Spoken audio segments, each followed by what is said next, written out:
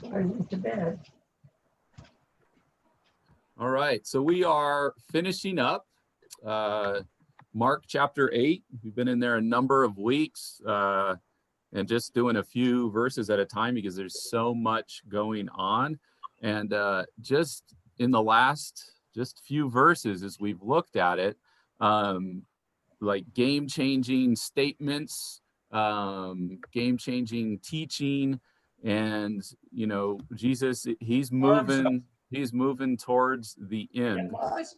So just as a reminder, Peter proclaims, "You are the Messiah."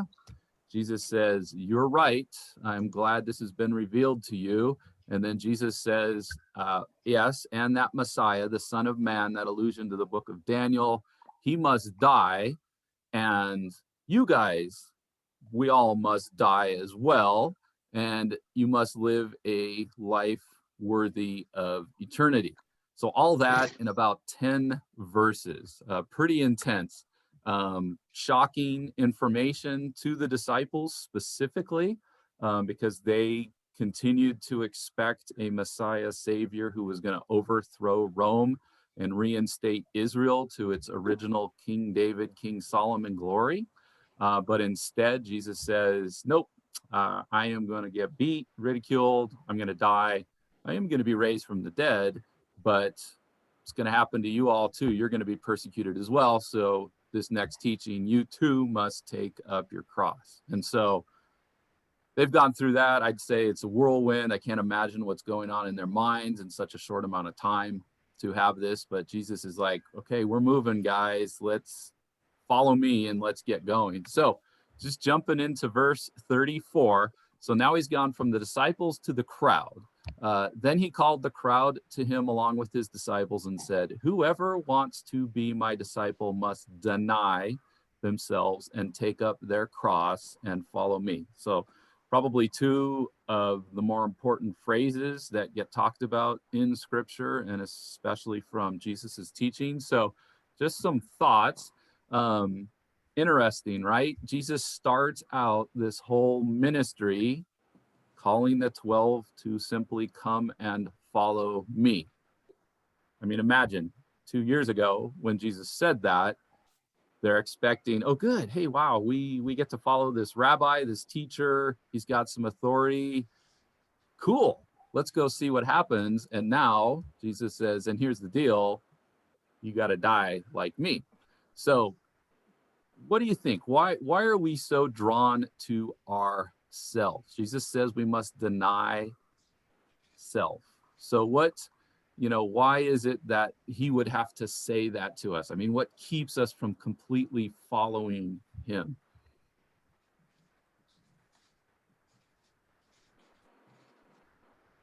So self-absorbed. We're always worried about me. Worried about me. Yep. Self certainly comes in the way of doing God's will. It all comes back to freedom of choice. I don't know why he gave us the temperament that he did, or the attitudes, or the ability to have the attitudes, but when we overcome it, it really means something to him. And of course, it's related to the definition of love. He desires a willing and loving relationship, willing to sacrifice as he has sacrificed. That's good. I think if you're, I guess people didn't live all that long back then, infectious diseases, all sorts of stuff. But if you see all around you that people aren't living very long, you start wondering about your own survival. So self-survival is a strong thing. And, biologists will say, well, that's just part of natural selection and all that. But self-survival is within all of us. And so I'm not sure we're to blame for that, almost that instinct, but I think we take it further and we focus on ourselves so that we can survive, but we start, once we think we've got that taken care of, we start thinking about how can I make my life easier? And we get into that more selfish stuff. But I think it starts with death is all around us, and we want to survive, and we get focused on ourselves that way. That's a really interesting point, Scott. So if the average age span, 2,000 years ago was 35 years, you do want to go beyond that, right? And now we're at what, 78 or whatever. So it's even a different dynamic. That's interesting to think about. Thanks, Scott. The other aspect is that I think back to the garden when the temptation occurs. The serpent never asks Eve to fall down and worship him. The hook is that you can be like God, and so then you end up with this idea that's planted in your mind that I can worship myself. I'm much more convenient to worship than God is to worship because my expectations are more easily met than God's are, perhaps. And so you end up then with this idea that in that temptation, you have been elevated, and there's a real draw, I think, for that in individuals to be elevated, to think of themselves as their own God. And so to say that you have to deny self means that you have to deny your own deity, basically.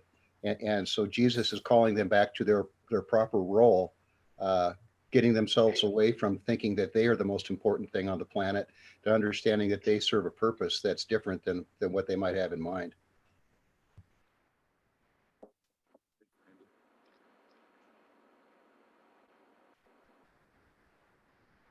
So, this is one of those semi-rhetoricals. I would assume we all deal with this particular teaching. Well, I have all my life, so what aspect of your self is the most difficult to deny? What is it that's me, that's that identity piece of my humanity that I want to hold on to, that causes me to have that difficulty to completely follow God.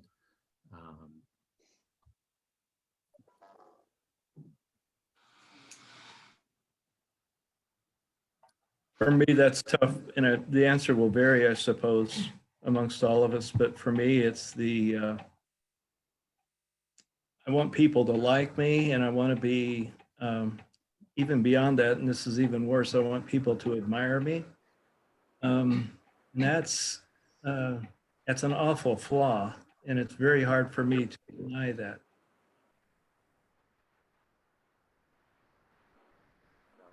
I think too, thinking back on what Scott said about our mortality and whatnot, and trying to take care of ourselves. I know I am extremely pain averse. I don't like being in pain. I don't like suffering. And so being called upon to suffer or to die on behalf of another or a cause is troubling. I mean, that's a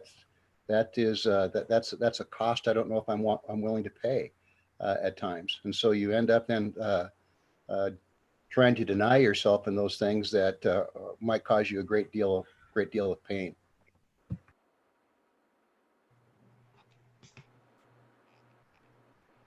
Randy, I once made my dentist laugh when I said to him, and he was concerned about the pain he was causing me. I said, well, pain is my friend. I was just kind of joking, but I generally had that attitude because I wasn't experiencing much pain. When the pain starts coming, he isn't so friendly. And so I relate to what you're saying. I have difficulty with, I used to be at one time in my life a lean, mean Marine, but I got into the habit of using food as a therapy and my comfort zone. And so I've been struggling with that for the last 30 years. I understand that one, Jerry.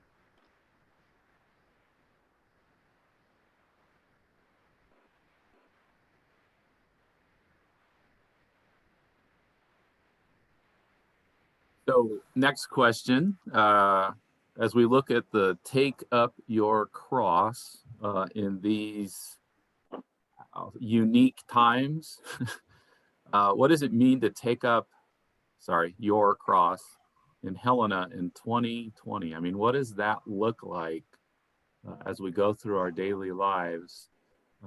As we are all ministers, we are all, the image bearers of Jesus to those around us.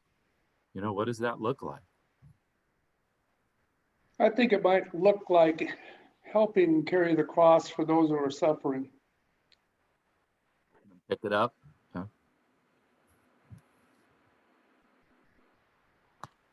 I know there has to be people in our community who would be receptive if they had an opportunity just to casually meet with someone, no questions asked.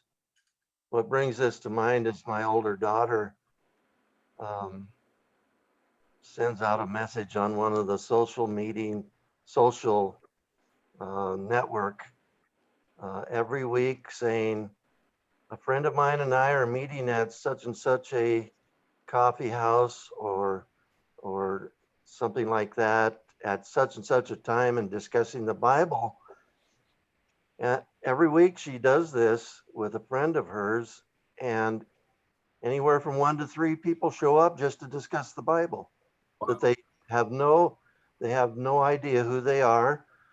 They just introduce themselves by first name and have a Bible study. That's That's awesome. And I would like to do something in a group or with another person to try to reach people in our community that we would otherwise not touch.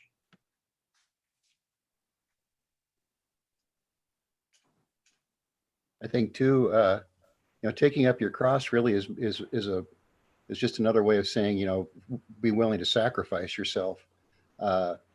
And so one of the hardest things I find is sacrificing time for others, to take time away from what I need to do or what I would like to do and invest that time into others throughout the week.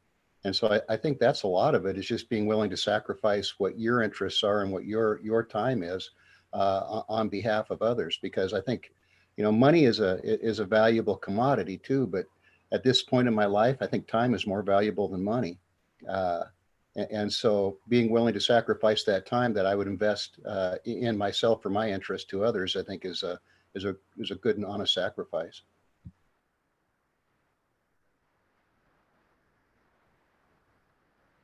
Kind of strange, once you retire, it seems like your time becomes more valuable than when you were working full time.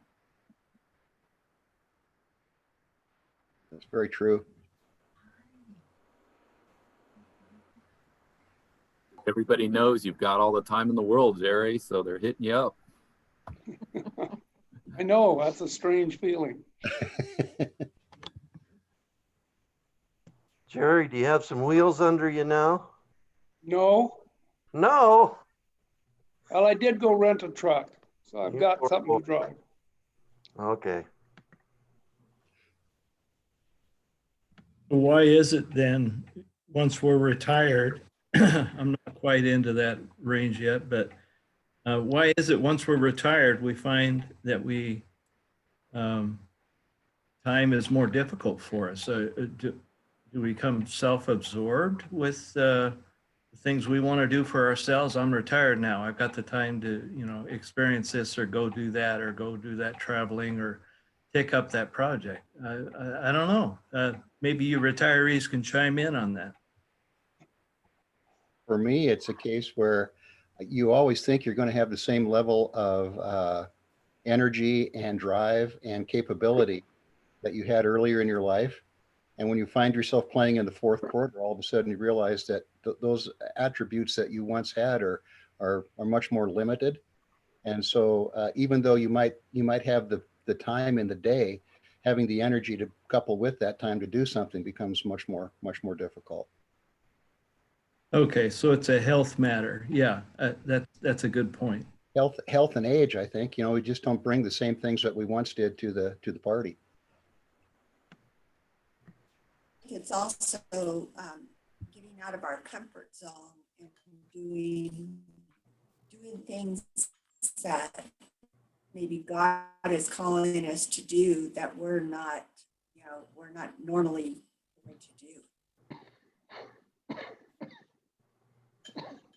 Yeah, I prefer to stay in that comfort zone, Kathy.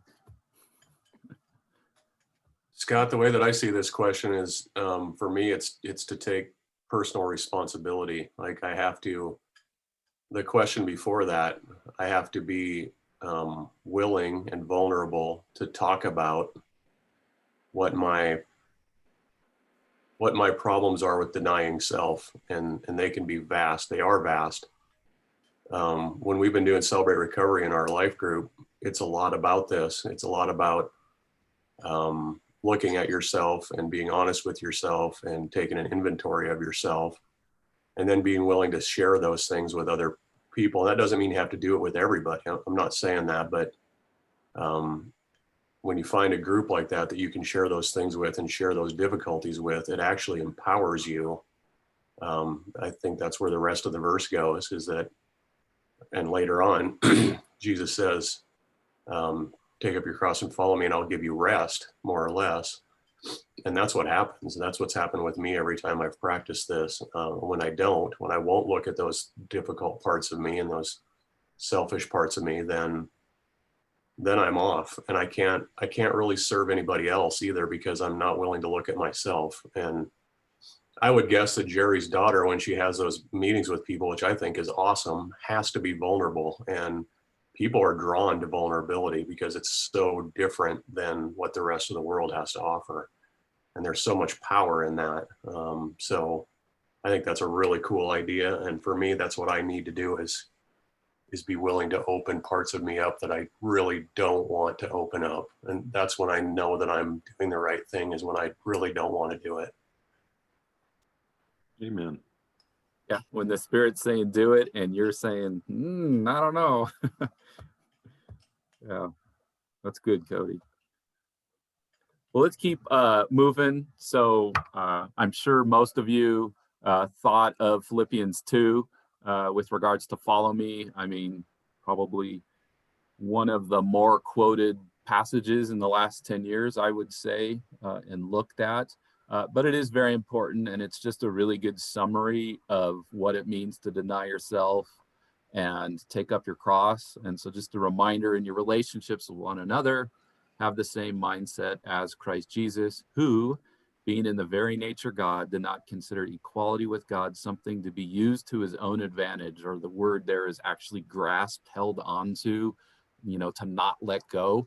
Rather, he made himself nothing by taking the very nature of a servant, being made in human likeness, and being found in appearance as a man. He humbled himself by becoming obedient to death, even death on a cross, one of the more embarrassing modes of death that the Romans would use. I mean, it was there for a purpose, to be an example and embarrass those who were up there. But that was Jesus, and that was, what it means, becoming a servant, becoming nothing, and being obedient to death. And it's just a beautiful reminder of that statement, to follow me and take up your cross. Thoughts on Philippians 2 before we continue?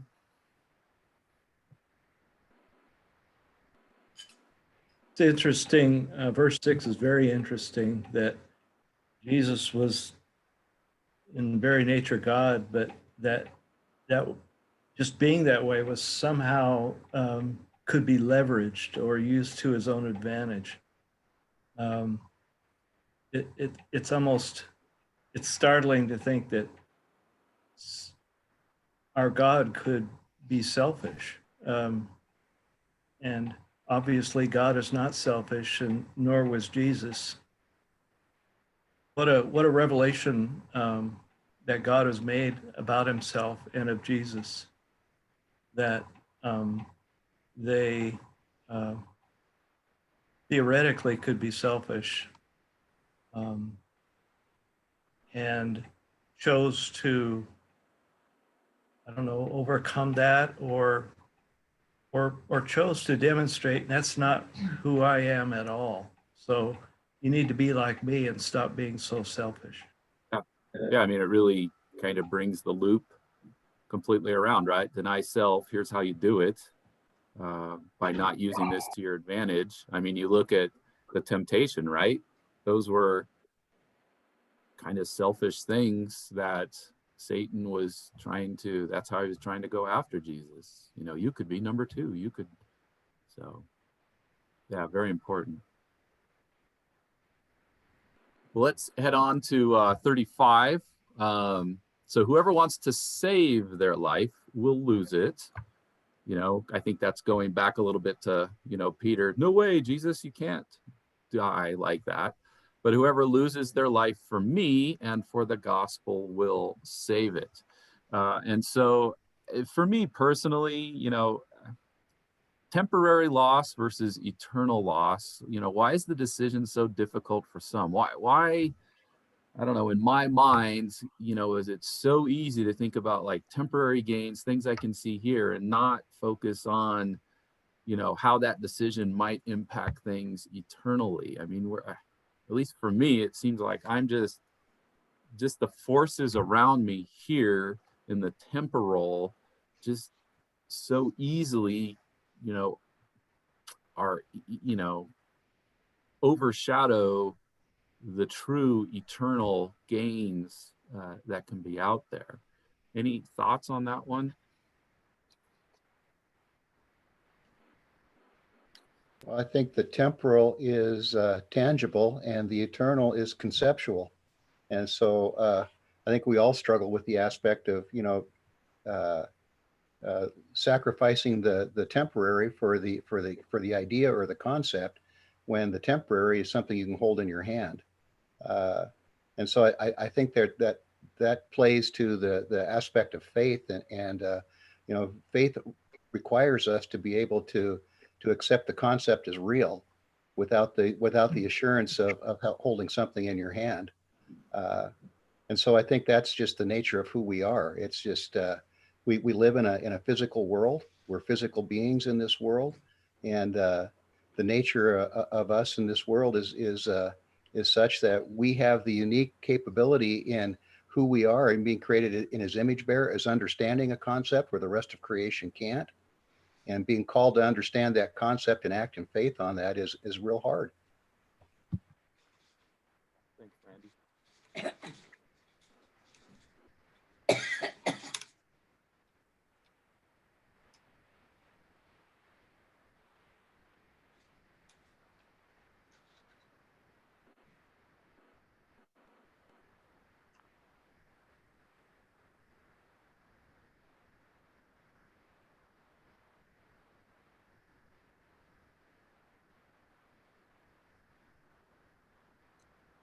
I don't know. I'm thinking about a healing where I can't recall the exact story, but I think it was a blind man, and Jesus, maybe he was blind or lame, and Jesus says, you know, your faith has caused your sins to be forgiven. And that essentially the guy said, well, that's awesome, but I'd kind of like to see too, you know. And so we want both, and sometimes we can have both and sometimes not.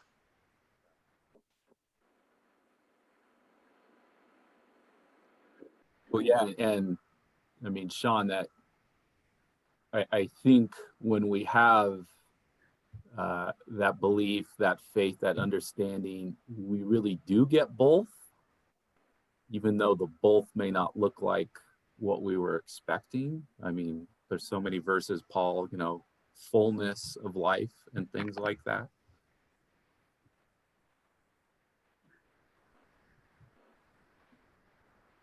I think too, to die for, you know, a loved one that is close by or tangible to you and whatnot is something we can all, you know, aspire to.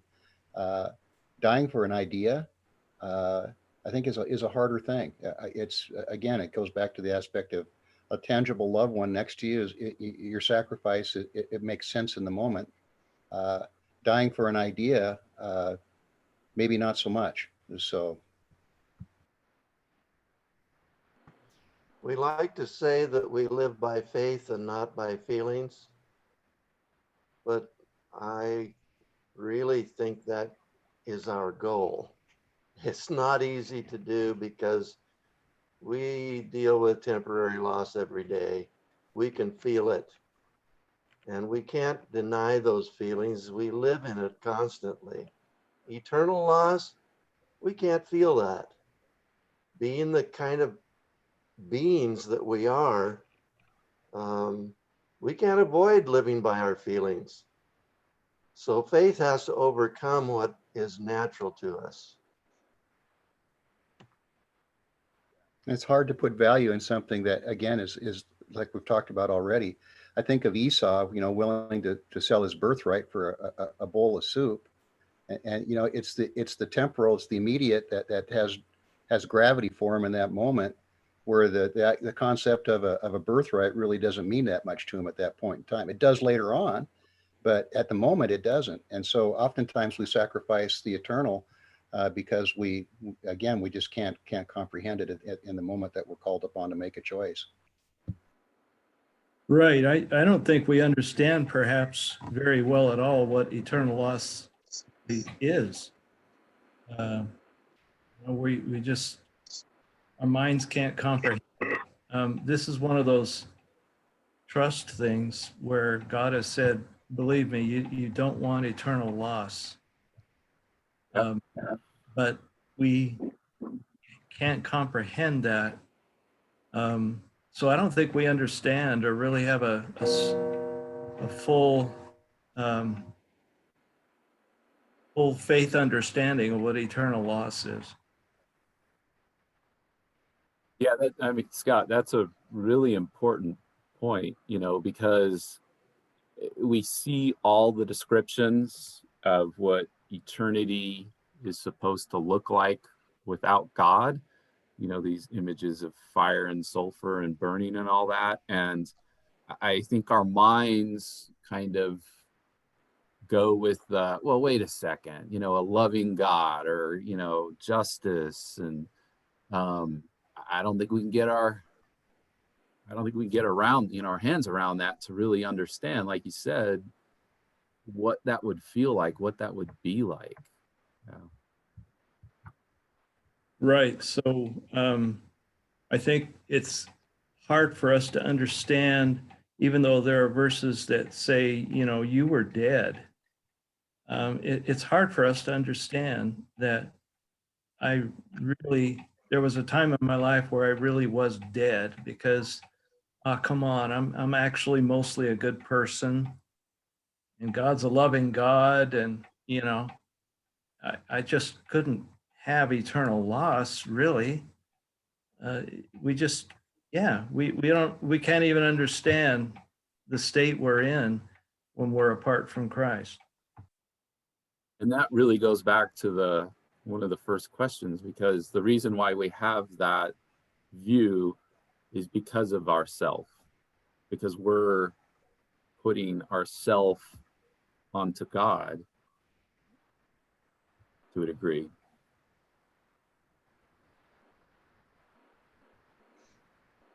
That's good stuff. Let's look at 36 as we get closer to closing this out. What good is it for someone to gain the whole world, very famous DC Talk song, yet forfeit their soul? Or what can anyone give, that's pretty big, in exchange for their soul? So we won't gain the whole world, but what do people try to gain here on earth, right? I mean, I'm not going to be able to become the person in charge of the whole world. There's no way I'm going to have Bill Gates' wealth or whatever. So what do ordinary people like us, what do we try to gain here on earth that unfortunately can cause us to lose our soul? A lot of studies seem to indicate security is a big item.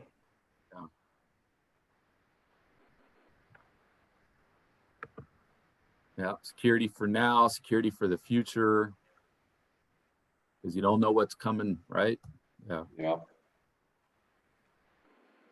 Many people may not admit this, but in the back of their minds, many people think that the one who dies with the most toys wins.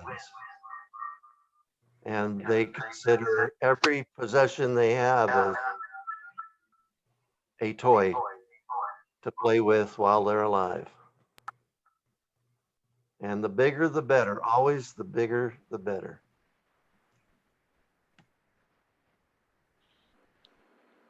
I found out bigger trucks wreck just as easy as little trucks. That's true. But maybe they're safer, Jerry.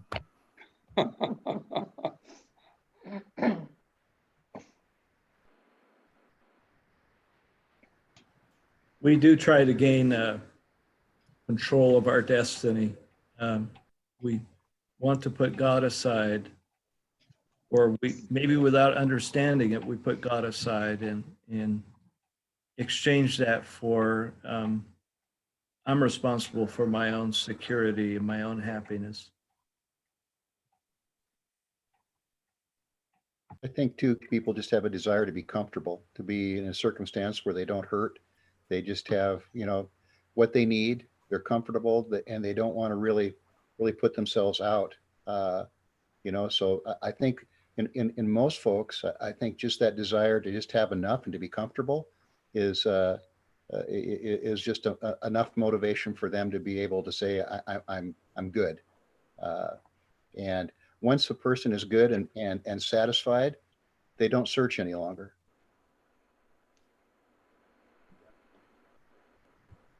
Until, a few years down the road, they lose some of that comfort, right? And then they kind of start it all over again.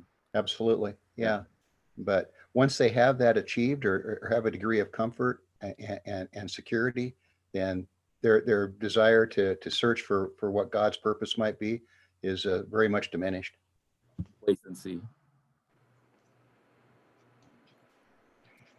Scott, the thing that keeps going through my mind through this whole discussion in these passages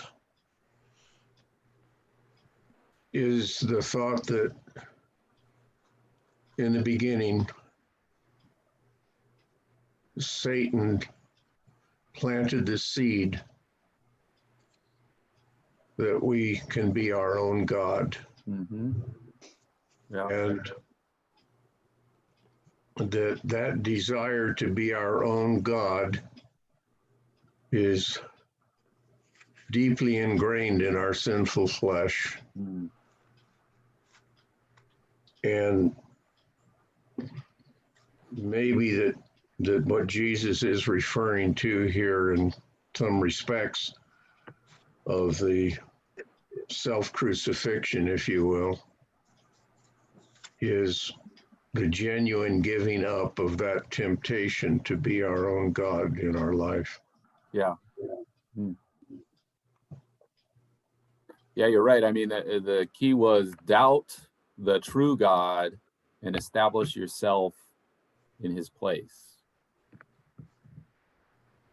And also, if it's not our own God, I think we fool ourselves or we're deceived in thinking that we can find our own way to God, like the Israelites did with the golden calf. They thought that they could find their own way to God. And so, I think the world and all of us get caught up in this. Okay, it's on you.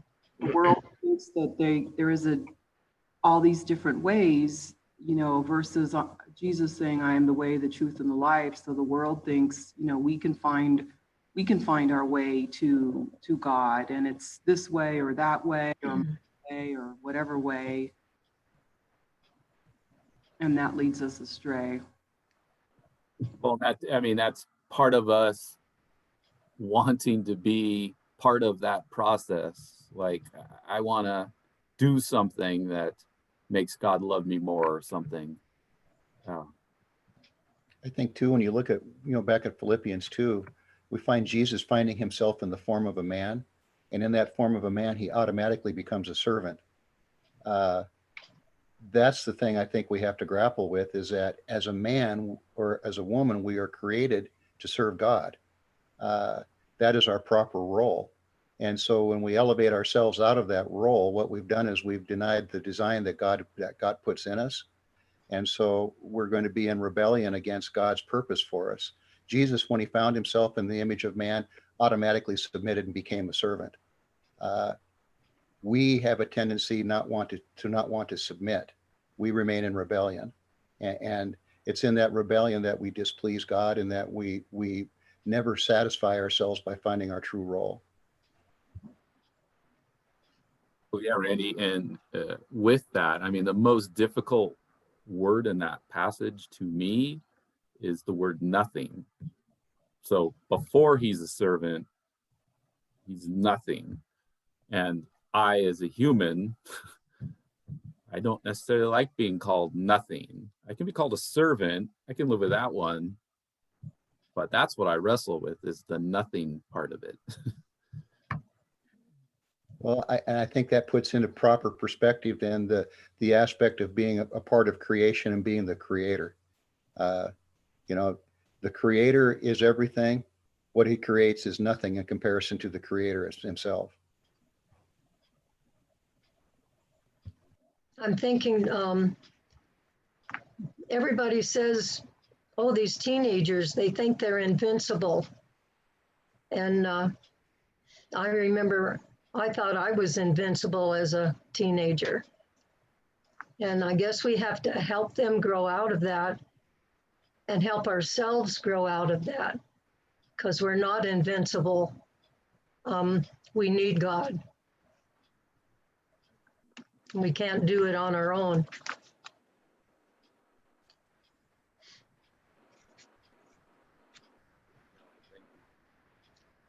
Let's keep moving along time-wise. So this is the final verse of this, epic passage teaching. If anyone is ashamed of me and my words in this adulterous and sinful generation, wow, we're just laying it on pretty thick. I feel bad.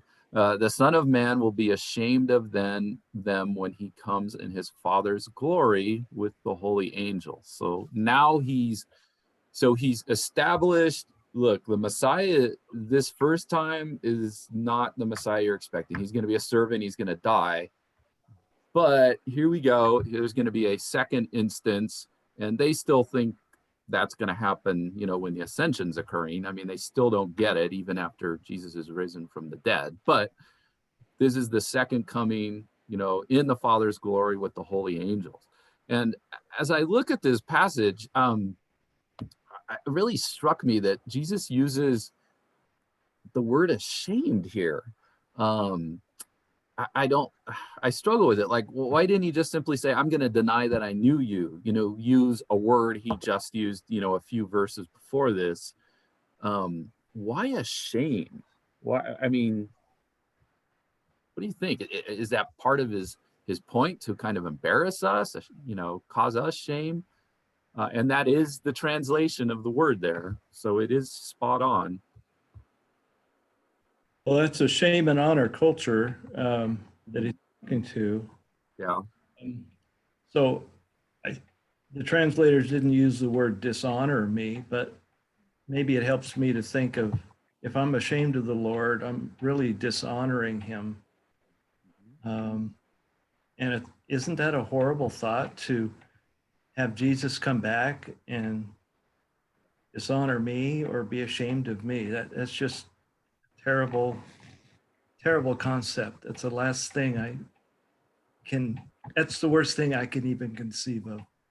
I mean, it hurts my heart. That's why it stuck out to me. Generally speaking, we are not ashamed of a person outside of our own family, whether it be our nuclear family or our church family. But if someone does something who is close to us in our personal family or in our church family, we tend to be ashamed of them. And we carry that shame just by our association.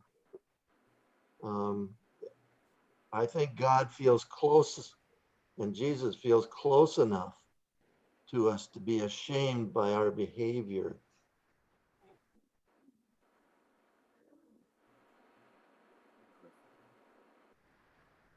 I think that to build on that is this idea of guilt versus shame. We can say somebody's guilty and not know them, but to be ashamed of them requires relationship. And so, I think that's what Jesus is pointing to here is that you've been entrusted with a relationship with me. And if you're ashamed of me in this relationship, I'll reverse that on you at the point of time when I return again. And the eternal consequence will be painfully obvious at that point, where you can't grasp it now, but at that moment you will be able to, and you'll understand what it is to be to have the shame of God. And I think that's a far more powerful thing than being guilty.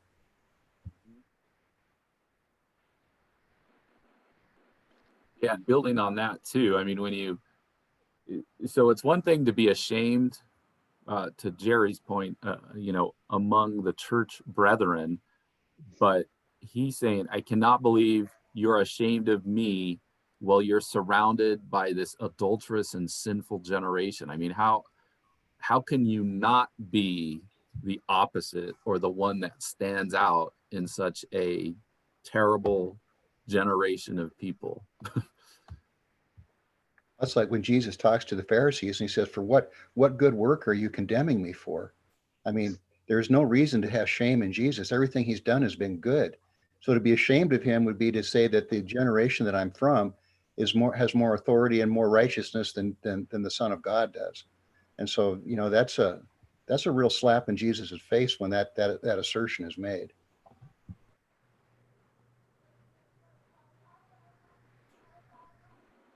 Well, and here's my final question as we end. Does the way you live your life cause others to know that Jesus is your Savior? Are you denying yourself? Are you serving? Are you becoming nothing? Have you lost your life? Obviously the important question. I loved Jerry's example of his daughter. I mean, that's someone who is living their life for Jesus. Hey, join me for this Bible study at this coffee shop. Let's just talk. And so I think it's an important question for all of us. I think every single one of us could be doing better at that, for sure, showing the joy and the hope that we have. But really, that's what Jesus is trying to get to. Are we ashamed of him, or are we all in all the time? We're being perfected, right? So that's it for 8.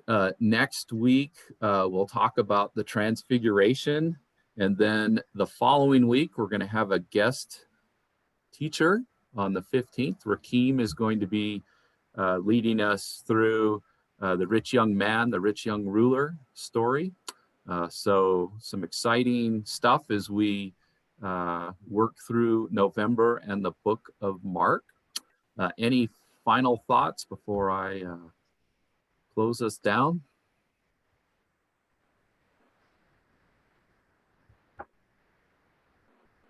All right. Well, see some of you in 45 minutes. The rest of you have a blessed day. Enjoy this beautiful day.